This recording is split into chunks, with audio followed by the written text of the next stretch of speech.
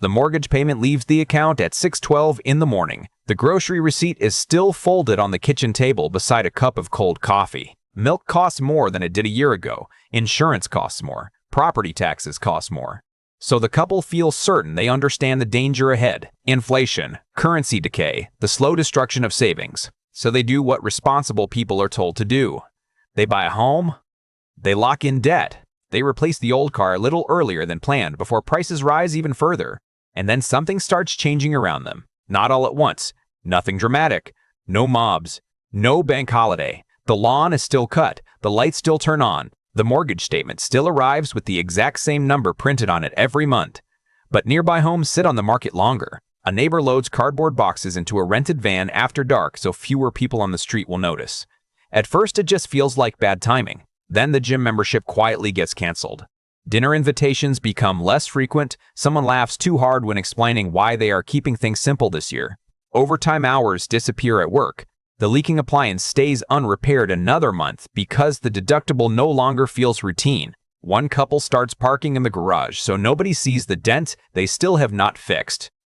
Then people stop talking about when things will recover. They start talking about how long they can hold on. The system has not collapsed. That is what makes the pressure harder to recognize. The routines still function well enough that most households continue believing the strain is temporary. Parents still nod politely at school pickup while quietly calculating what can be delayed next month. Nobody announces they're in trouble. They just become harder to make plans with. One family quietly stops hosting birthdays at restaurants and starts saying the kids prefer staying home now. Another couple keeps talking about refinancing even after they already know the bank will not approve it. For a few weeks, rates dip and hope briefly returns. Then the appraisal comes back lower than expected. After that, they stop checking refinance calculators altogether. The paycheck deposit arrives, and more of it disappears before the week even starts. A family delays replacing the leaking appliance again. This time, nobody argues about it because both already know the answer. A couple stops mentioning vacations they already know are gone. Someone begins checking the bank app before agreeing to dinner plans. Nothing feels serious enough to force a decision yet, so the household keeps adjusting around it. Grocery trips become shorter. Purchases start requiring discussion first. After everyone goes to sleep, the kitchen table turns into a place for arithmetic instead of conversation. One man sits in his car outside the grocery store, staring at the receipt before going back inside to return 2 items he already carried home once. After that, he starts avoiding the store near his neighborhood because the cashier recognizes him. Fewer reasons to leave the house because every outing seems to end with spending money that no longer feels replaceable. The conversation slowly changes from when things improve to maybe next year. Then, eventually, to silence. One partner quietly stops looking at job postings in other cities because moving is no longer realistic. Another stops talking about having a second child because there is no room left for another payment. The family stops asking what comes next and starts asking how long the current version of life can be held together. Eventually, even that starts feeling uncertain. The house is still theirs, but the idea of leaving it no longer is. A young couple in Japan learned this lesson after the property collapse of the early 1990s. Some households spent years, even decades, paying mortgages on apartments worth far less than what they originally paid. The building still existed. Their ownership papers were still valid. But slowly, ordinary decisions narrowed. Career changes became impossible. Moving became impossible. Starting over became impossible. The old assumption was simple. Time would solve the debt, but some systems move in the opposite direction. The household often believes it is surviving right up until the moment flexibility disappears. The bank app still shows income deposits. The mortgage is technically current. The refrigerator still contains food, yet every month there are fewer adjustments left to make. More evenings end with the same question. Which expense can survive one more cycle? And underneath all of it, a hidden mechanism quietly changes what debt actually means. When the asset bubble finally breaks, most people do not recognize the danger immediately because nothing physically disappears overnight. The grocery store is still open. The bank branch still operates. Employers still send payroll deposits on Friday morning. But underneath the appearance of normal life, behavior changes first. A homeowner who once planned renovations starts making minimum repairs instead. A business owner who wanted to hire 2 new workers quietly freezes expansion. A family that once replaced old appliances without much thought now debates whether the repair can survive one more winter. At first, these decisions feel manageable. Then the adjustments repeat often enough that the household stops expecting things to return to the way they were. And that hesitation spreads. A man who once stopped for coffee every morning begins making it at home. At first it feels disciplined. Then the restaurant near his office cuts staff because lunch traffic falls. The workers who lose hours stop spending too. A contractor delays replacing equipment because fewer customers are calling. The supplier starts hearing, maybe next quarter, instead of purchase orders. For a few months, everyone tells themselves they are just being cautious. After a while, the neighborhood still looks the same, but nobody spends money with the same ease anymore. People stop talking about improving their lives and start talking about keeping things stable. Extra income stops feeling useful because it disappears into obligations that never seem smaller, no matter how many careful decisions get made around them. A tax bill arrives. A renewal notice arrives. Someone picks up extra shifts, then quietly realizes the extra hours only preserve the same position they were already in 6 months earlier. The monthly obligations stay where they are while the household slowly rearranges itself around them, and the people closest to that pressure change first. A couple sits at the kitchen table late at night trying to calculate whether one income could temporarily carry the mortgage if layoffs spread further. A small business owner stops paying himself regularly to keep current on commercial debt. Someone takes a second job for 6 months believing it will restore breathing room, then realizes the extra income is only covering costs that already rose months earlier. For a while, they still believe the adjustment worked. Then another renewal notice arrives or another contract disappears and the math tightens again. Eventually, the second job remains, but the expectation of recovery quietly leaves. People stop asking when life will feel normal again because nobody in the room wants to hear the answer out loud. From outside the household, life still looks stable. The obligations are still being paid. Stores still open their doors. Employers still hold meetings about long-term strategy. But inside the household, rooms slowly stop functioning the same way. One bedroom becomes storage because the child who was supposed to use it never arrives. Weekend drives disappear because fuel now feels attached to guilt. Conversations shrink into scheduling, postponing, and deciding what can wait another month. People stop asking where they want to be in 5 years and start asking whether they can stay where they already are. Eventually, even relocation stops feeling possible because selling the house no longer creates enough room to start over somewhere else. After a while, the goal is no longer recovery. The goal becomes avoiding another setback. A house that no longer opens future options still carries the original mortgage. A business earning less revenue still owes the same payment. The obligations remain while the household quietly reshapes itself around endurance instead of movement. Vacations disappear first. Then, mobility. Then the assumption that life can still be redesigned if necessary. The surface of the system still functions while ordinary life underneath it becomes smaller, slower, and harder to change. And the people trapped inside it often look financially responsible right up until the moment they stop making plans that require freedom later. The first visible break usually looks manageable. A homeowner misses one extra principal payment they used to make every month. A small business delays paying a supplier for another week. A family carries a credit card balance they originally planned to clear within 30 days. None of it looks catastrophic. From the outside, life still appears organized. The mortgage remains current. The lights stay on. The children still go to school. Then the pressure reaches the income people thought was still protected. A company cuts overtime instead of cutting jobs.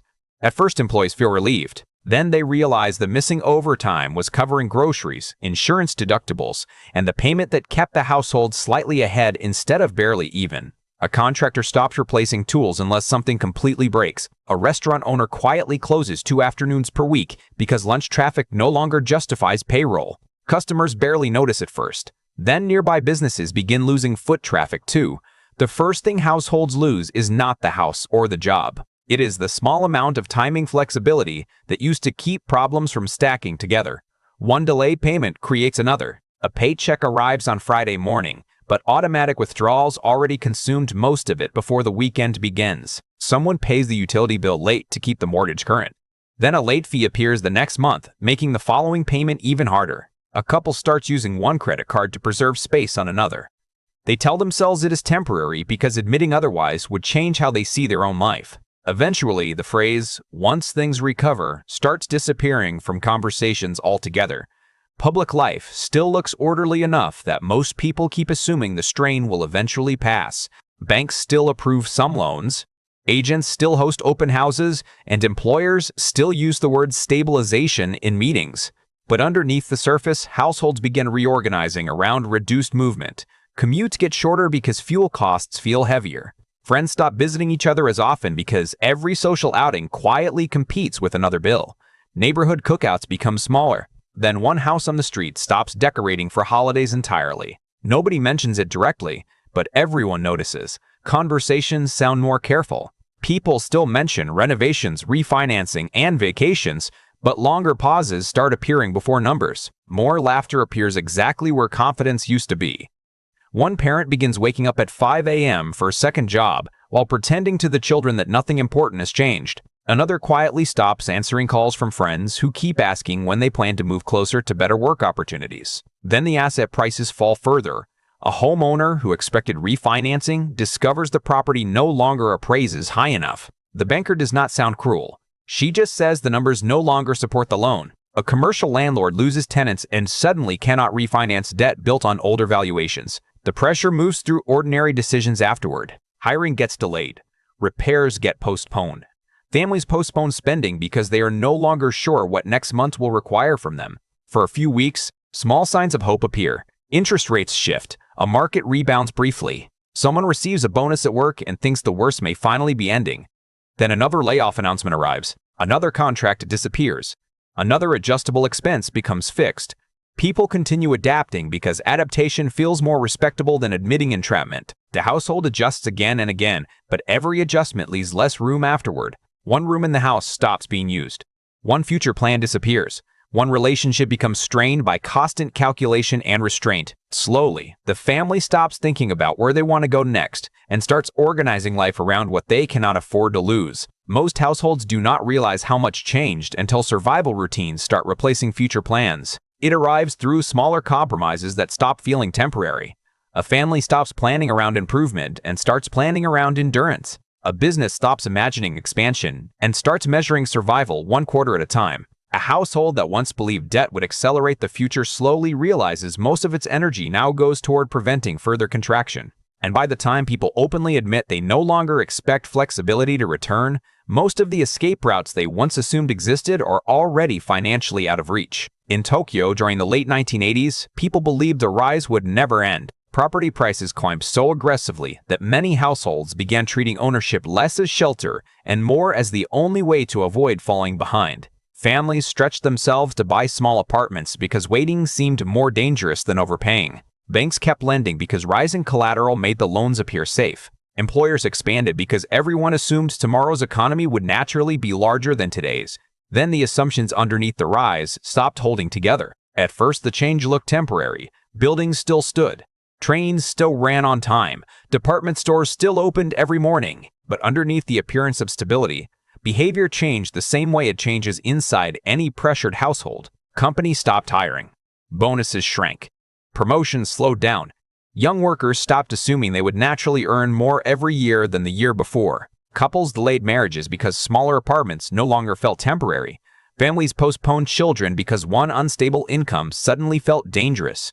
The most damaging part was not the crash itself, it was the years afterward. Commercial land prices collapsed for years after the peak, but the mortgages attached to those purchases did not collapse with them. A couple could spend 15 years making payments and still discover the apartment was worth far less than the debt attached to it.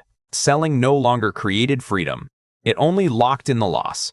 So people stayed where they were. Career changes became harder. Relocation stopped feeling realistic. Some workers reportedly stopped pursuing opportunities in other cities because selling the apartment no longer created enough room to start over somewhere else. Over time, the pressure changed expectations. Young workers stopped assuming they would eventually own larger homes than their parents. In some cases, apartments meant to be temporary steps became long-term compromises that shaped marriages, children, and careers.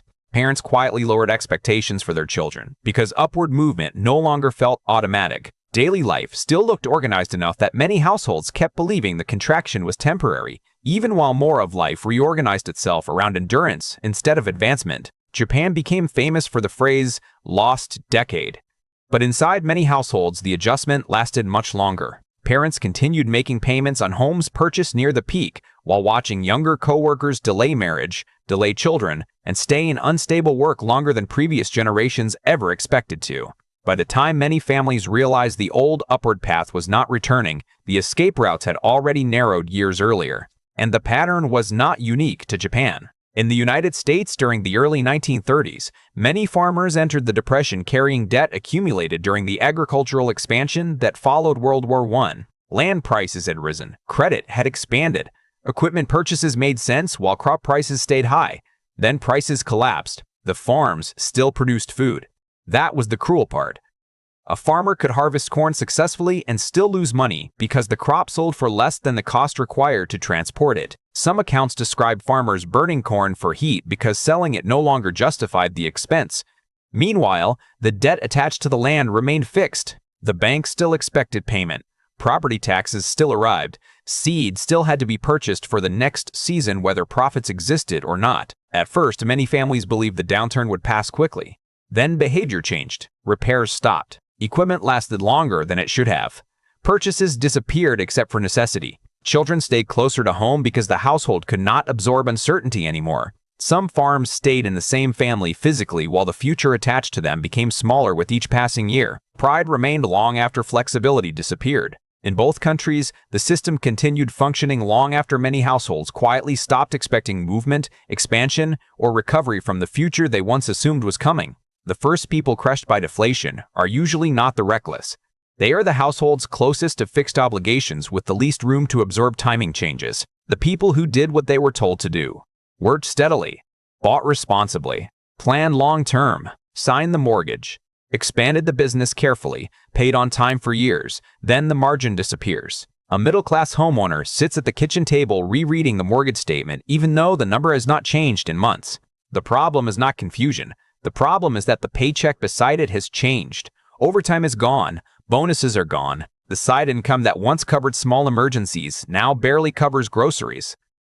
The mortgage still gets paid, but only because something else quietly stops. At first, it is invisible to outsiders. The family delays replacing old furniture. The children stay in the same clothes another season. One subscription disappears, then another. A couple begins spacing out grocery trips because seeing the total too often creates anxiety they can no longer hide from each other. They tell friends they are cutting back a little, as if the reduction still feels voluntary. Eventually, they stop talking about the future altogether because every conversation about the future turns into arithmetic. The pressure reaches business owners the same way. A commercial property developer with multiple loans stops sleeping normally long before default arrives. Refinancing that once felt automatic suddenly depends on appraisals that no longer cooperate. Tenants negotiate lower rents or leave entirely. Maintenance gets postponed because preserving cash matters more than preserving appearances. The building still stands. The lobby lights still work, but entire floors quietly empty while the debt attached to the property remains frozen in place. After enough failed refinancing conversations, the owner stops thinking about expansion and starts thinking about how long the structure can be held together without another major repair. The humiliating part is how ordinary the adaptation looks. A father leaves for work earlier because he picked up extra driving shifts before his regular job starts. A small business owner transfers money between accounts late at night trying to avoid triggering overdraft fees before Monday morning deposits arrive. Someone at a pharmacy counter quietly asks the cashier to put one item back after checking the balance on their phone twice. The cashier says, "No problem," too quickly, the way people do when they have seen it happen before. A couple keeps telling relatives they are waiting for a better time to have another child, even after both privately understand the better time may never arrive. They were not crushed because they were careless. They were crushed because the room for error disappeared first. And once the pressure settles in, responsible behavior can begin shrinking a household's life without anyone admitting it out loud. Savings get drained to preserve credit scores. Retirement accounts get touched to remain current. Then, the sacrifices move from money into life itself. Vacations, relocation plans, career risks, and eventually, the futures no one wants to name. Sometimes a brief improvement appears. A stronger paycheck, a temporary contract, overtime returning for a month, and the household begins relaxing again just long enough for another expense or setback to erase the feeling completely. The family slowly stops organizing life around possibility and starts organizing it around avoiding one more destabilizing expense. From the outside, they still look stable. The mortgage remains current, the business technically remains open, the children still attend school. But inside the household, future decisions begin disappearing one by one. Moving closer to opportunity no longer feels affordable. Starting over no longer feels realistic. Having another child becomes a financial calculation instead of a family decision. Eventually, even smaller choices begin narrowing. Which friend to visit, Which appliance can wait? Which dream quietly gets removed from conversation because nobody can explain how it would still fit inside the numbers? And somewhere on the other side of the same pressure, another group quietly becomes stronger from the contraction that is exhausting everyone else. The beneficiaries of deflation rarely look triumphant while it is happening. Most of the advantage comes quietly through patience, liquidity, and the ability to wait longer than other people can. A landlord with little debt watches nearby owners struggle to refinance and realizes properties may soon become available at distressed prices. A large company with strong cash reserves delays expansion for a year, then acquires weakened competitors once valuations collapse. A bank keeps extending fewer loans while gaining stronger claims over collateral tied to older debt agreements. Nothing about it looks dramatic from outside. The pressure simply shifts patience into power for the people who can afford not to move yet. Meanwhile, households without that room begin surrendering choices one at a time. A family drains savings to avoid missing mortgage payments, while someone else holding cash may find that the same dollars suddenly command better terms as distressed sellers appear. A business owner spends years protecting a property from foreclosure, while a larger investor waits for the asset to become cheaper, without carrying the same emotional attachment to it. One side stays awake, calculating how many months remain before another compromise becomes necessary. The other side waits for better terms. The difference becomes visible in behavior long before it appears in headlines. A heavily indebted homeowner checks interest rates every week, hoping refinancing conditions improve. A creditor holding high-grade bonds simply continues collecting payments while asset prices fall around him. A small retailer starts negotiating with suppliers from a position of weakness because missing inventory could destroy the business entirely. A larger chain delays orders confidently because temporary shortages do not threaten survival the same way. Responsible households keep stretching themselves to remain current, not realizing that every successful payment cycle is quietly consuming more of the flexibility they were trying to protect. A family spends all weekend worrying about a late payment notice. On Monday morning, the notice is processed automatically by a system that never sees the argument that happened at the kitchen table. The pressure also moves through official systems in a colder way. Property taxes continue arriving, licensing fees continue arriving. Debt payments remain legally enforceable long after the economic assumptions behind them changed. A homeowner cuts vacations, delays repairs, and empties savings to stay current on obligations that still move through the system automatically every month. The official structure remains calm while private life underneath it becomes narrower and more exhausting. After enough time, even the households living through the pressure struggle to explain why life feels narrower despite everything still appearing functional. The grocery stores remain stocked. Children still attend school. Office buildings still open every morning. But underneath those routines, the people with reserves slowly gain more choices while the people carrying fixed obligations lose choices first. The people with liquidity gain the ability to wait. The people carrying fixed obligations begin reorganizing life around endurance, caution, and reduced movement. A homeowner still sees the place where birthdays happened, where children grew up, where the next 20 years were supposed to unfold. A distressed asset investor sees discounted inventory. A family sees the house where they plan to build the next 20 years of life. A creditor sees a payment stream attached to collateral. A struggling business owner sees employees, relationships, and reputation tied to the building. A lender sees a balance sheet that either performs or does not. Over time, that emotional asymmetry changes behavior. The household becomes more careful, more patient, more willing to postpone life itself just to avoid losing position. And eventually, time stops functioning equally. One side waits for opportunity. The other waits for relief that never seems to arrive. By then, many households have become skilled at performing stability long after privately abandoning the expectation that life will expand again. The house still looks like security from the street. That is what makes the trap harder to see. Most people think hard assets become safer during economic stress. Land, property, equipment, rental units, things that physically exist. The logic feels reasonable because inflation teaches people to fear currency weakness first. So households borrow heavily to buy assets they believe will protect them later. But deflation changes the pressure underneath the asset without changing the obligation attached to it. A family buys a larger home believing rising wages and inflation will slowly make the mortgage easier to carry over time. At first, the decision feels responsible. Then, overtime disappears. Bonuses shrink. The property value softens. Refinancing becomes harder. For a few months, they convince themselves the slowdown is temporary. Then the refinancing call ends differently than expected, and the house starts feeling less like progress and more like something that cannot safely be disturbed. And the dangerous part is that ownership still looks respectable from outside. The lawn is maintained. The mortgage remains current. Holiday decorations still appear in December. Neighbors still wave politely across the driveway. But inside the household, life starts reorganizing around preserving the payment. One room stops being renovated. Vacations quietly disappear. Career risks get postponed because losing stable income no longer feels survivable. A couple that once imagined the home as a step upward slowly begins treating it like a boundary they cannot financially cross. The house starts feeling different once the payment stops becoming easier and starts consuming more of the household each year instead. A farmer who owns land outright experiences falling crop prices differently than a farmer carrying heavy debt against that land. A business owner with low obligations can survive months of weaker revenue more easily than a competitor dependent on refinancing every few years. The asset itself may still hold value. The pressure comes from how much of ordinary life slowly has to reorganize itself around protecting the payment attached to the asset. And most households discover that pressure too late because the ownership documents still say they own everything. A commercial building still stands even while entire floors empty out. A rental property still produces income, but not enough income to comfortably service the debt attached to it. A homeowner still possesses the keys, yet every major decision begins revolving around protecting the loan rather than improving life itself. The keys still work, but fewer decisions feel safe enough to make.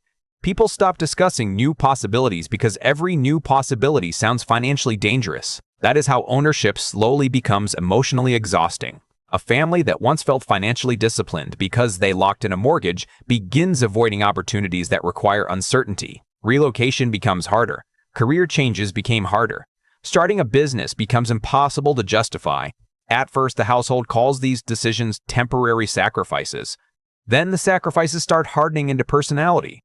People become quieter, more cautious, less willing to imagine different futures because imagining them creates frustration they cannot afford emotionally or financially, and the adaptation happens unevenly enough to stay confusing. 1 month feels manageable. Another unexpected repair wipes out the small breathing room they thought had returned. Parents quietly stop discussing colleges in other states because distance now feels financially dangerous. Someone keeps driving the same aging car not because they prefer it, but because another monthly payment feels psychologically intolerable. Friends still describe them as stable homeowners, even while the household itself begins feeling trapped inside the life it worked years to build. Invitations get declined more often because every dinner conversation risks turning toward money, housing, schools, or plans. Nobody feels capable of explaining anymore. The asset still exists. That is what makes the pressure difficult to explain. From outside, nothing looks urgent enough for anyone to intervene. But underneath that appearance, the household is no longer building towards something larger. More and more energy goes toward preserving position, avoiding disruption, and surviving another cycle without losing ground. Eventually, the future becomes so narrow that even small risks begin feeling irresponsible. What survived deflationary periods historically was rarely glamorous. It was usually the household or institution that reduced dependency on forced timing decisions, not perfect systems, not magical assets, just fewer obligations that demanded immediate payment under worsening conditions. A family without major debt could tolerate falling prices differently than a family forced to refinance every few years. A small business with modest fixed costs could survive weaker revenue longer than a competitor carrying aggressive expansion loan. The advantage did not feel impressive while everyone else still appeared to be moving upward faster. In many neighborhoods, the cautious household looked unsuccessful right up until the environment changed. That breathing room carried emotional costs of its own. A couple with extra savings often argued quietly about whether they were being too careful while friends upgraded homes, cars, and vacations around them. Older cars stayed in driveways longer. Smaller homes remained occupied long after income technically allowed something larger. Relatives questioned why successful people still lived so cautiously. Children noticed when vacations disappeared even before hardship officially arrived. In expansionary years, restraint could begin feeling less like discipline and more like social embarrassment. And even households with flexibility rarely felt calm. A parent with liquidity still checked the bank balance repeatedly before agreeing to major expenses because uncertainty itself became exhausting. Repairs happened slower because nobody trusted future income enough to move comfortably. A business owner with low debt survived longer, but spent years watching competitors expand faster during boom periods, wondering whether caution itself had quietly cost them years they would never fully get back. Sometimes the argument inside the household was no longer about money. It was about whether life was actually being lived or merely preserved. One partner still believed caution was temporary. The other quietly stopped believing normal life was coming back at all. Some arguments ended not because anyone agreed, but because both were too tired to keep defending the same fear. After enough years, even small purchases could start sounding like accusations. Cash often became more powerful during these periods precisely because so many other people needed it immediately. A saver holding physical currency during prolonged deflation could watch purchasing power quietly improve over time without making a single investment decision. Meanwhile, heavily indebted households spent years liquidating possessions, postponing plans, and restructuring daily life simply to preserve existing obligations. But even holding cash created tension. People worried about bank stability, worried about policy changes, worried about appearing fearful while others still projected confidence publicly.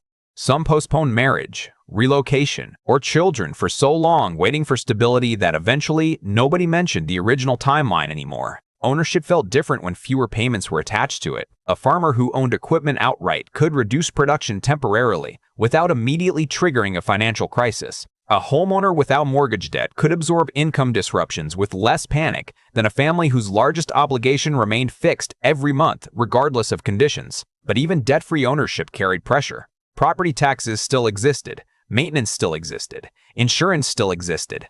A paid-off house could still become emotionally heavy when the people inside it no longer felt free enough to imagine changing their lives. Historical survivors also adapted in ways that slowly changed relationships and identity. Families repaired older appliances longer. Households stored more essentials because replacement timing no longer felt dependable.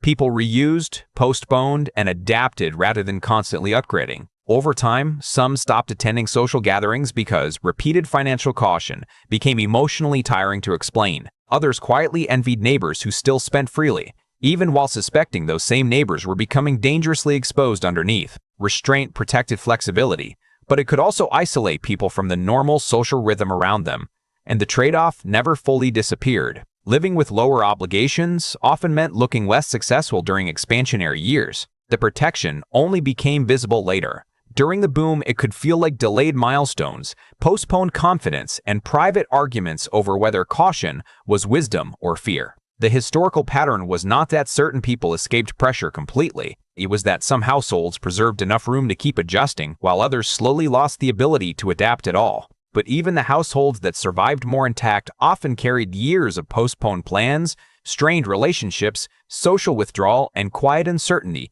about whether caution had protected their future or simply consumed large parts of it more slowly. Most people never make one catastrophic financial decision. They make a long series of reasonable decisions inside conditions that quietly stop rewarding reasonableness the way they used to.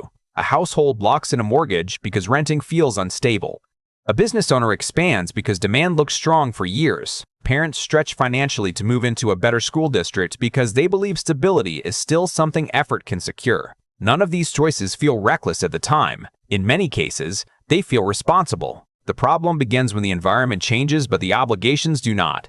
At first, the adjustments still feel manageable. A couple delays replacing a car another year. A business owner postpones hiring. Someone picks up weekend work temporarily to rebuild savings after an unexpected expense. Families reassure each other that the caution is temporary. Then years pass without anyone fully saying otherwise. After enough years, some households still have room to absorb mistakes, while others begin organizing every decision around protecting what already exists. A household with fewer fixed obligations can absorb bad timing without immediately restructuring the rest of life around it. A household carrying heavy debt loses that freedom much faster than expected. Every new decision begins negotiating with old commitments first. Career changes become harder because stable income matters more than future opportunity. Relocation becomes harder because selling the house no longer guarantees mobility. Even small disruptions start triggering larger calculations underneath daily life. The pressure rarely arrives dramatically. It arrives through hesitation, through delayed purchases, through conversations that end with, maybe next year, through couples quietly avoiding certain topics because every discussion eventually returns to money, timing, or risk. One parent begins resisting career changes they once wanted because uncertainty now feels irresponsible to the rest of the household. Another keeps saying they are waiting for things to settle down, even after several years have already passed. Over time, flexibility itself becomes emotionally expensive. A family with liquidity may technically still have options. But using those options begins feeling dangerous because rebuilding stability took too long the first time. A household that survived one period of pressure becomes slower to trust optimism afterward. People stop making long-term commitments confidently. They stop assuming mobility will remain available. Some continue preserving cash long after conditions improve because the memory of losing flexibility reshaped how safe the future feels psychologically. And the system can still look healthy while this happens. Nothing looks broken enough publicly for most households to justify how trapped they privately feel. The outward structure of normal life remains visible enough that many households struggle to explain why they feel increasingly trapped despite still appearing functional. The account still works. The paycheck still arrives. But more and more decisions start getting made around preserving access instead of building possibility. The hardest damage to explain is the part that changes how people imagine the future. The damage is not only financial. It slowly changes what people believe they are still allowed to hope for. The household slowly stops imagining multiple futures and begins organizing life around protecting the one version still financially survivable. A couple delays another child because uncertainty feels too dangerous. Someone stays in a draining job because losing healthcare coverage no longer feels recoverable. Parents quietly discourage risk in their children because the cost of failure now appears larger than the reward of ambition. And after enough years inside that environment, people can begin confusing endurance with stability. The mortgage still gets paid, the lights still turn on, the routines still function. But underneath those routines, more households are quietly redesigning their lives around avoiding collapse rather than moving toward expansion. The mortgage payment still leaves the account every month. From outside, the system still performs stability convincingly enough for households to doubt their own fear. That is why deflation confuses so many households while it is happening. Nothing visibly collapses all at once. The pressure moves underneath daily life first. A family delays another child because the numbers no longer feel survivable. A homeowner stops pursuing better work in another city because selling the house would not leave enough room to start over. A business owner who once planned expansion now measures success by surviving another quarter without losing employees or missing payments. The obligations remain fixed, while the future attached to them quietly shrinks. And over time, debt changes character. In inflationary periods, time can make old debt feel smaller. People begin believing leverage will soften if they can simply hold on long enough. That steady upward movement becomes emotionally embedded into how households think about ownership, risk, and planning. But deflation reverses that relationship slowly enough that many people do not recognize the shift until flexibility is already gone. The house is still owned. The business still operates. The retirement account still exists. Yet more and more energy goes toward preserving existing claims rather than creating movement. Families stop making decisions based on opportunity and start making them based on survivability. Over time, even imagination begins narrowing around what feels financially safe enough to protect. And because ordinary routines continue functioning, many households keep mistaking endurance for stability. Responsible people continue paying. They continue adapting. They continue preserving appearances long after the underlying assumptions that justified the obligations have changed. A couple keeps maintaining a house they no longer feel free inside. Parents continue projecting stability to children, even while privately calculating how many more years certain payments can realistically continue. Someone keeps telling themselves that once this difficult stretch passes, life will reopen again. Then enough time passes that the adaptation itself becomes permanent. The damage rarely begins with panic. It begins when ordinary households slowly lose the ability to change direction without financial harm. Moving becomes harder. Risk becomes harder. Future decisions slowly turn into negotiations with obligations signed years earlier under a completely different reality. By the time the pressure becomes visible publicly, private lives have already narrowed. By then, many households are no longer waiting for life to expand again. They are only waiting for the pressure to stop tightening. The mortgage statement still arrives. The grocery receipt still sits folded on the kitchen table. The conversations about where life might go next disappeared long before anyone inside the house said it out loud. Long before most households realized it, the debt stopped building the future and became the reason they could not leave the life it had locked them inside.